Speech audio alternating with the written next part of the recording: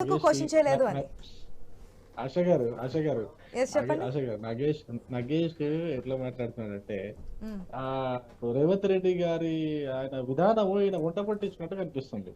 ఇప్పుడు విషయం టాపిక్ మాట్లాడంటే ఈయన కూడా ప్రతిపక్షాల పైన ఇతర పార్టీల పైన రాళ్ళేసే కార్యక్రమంలో ఉన్నాడు నాగేష్ కూడా. నేనేమంటున్నా ఈ తెలంగాణ ప్రయోజనాలకు సంబంధించిన విషయము, అది తెలంగాణ గా తెలంగాణ ప్రయోజనాలకు సంబంధించిన విషయం కాబట్టి దానికి సంబంధించి ఏమైనా మాట్లాడండి. బీజేపీ పార్టీ కావచ్చు, కాంగ్రెస్ పార్టీ కావచ్చు, బీఆర్ఎస్ పార్టీ కావచ్చు, ఏ పార్టీ అయినా కూడా తెలంగాణకు అందాల్సినంత వాటా అందుతుందా?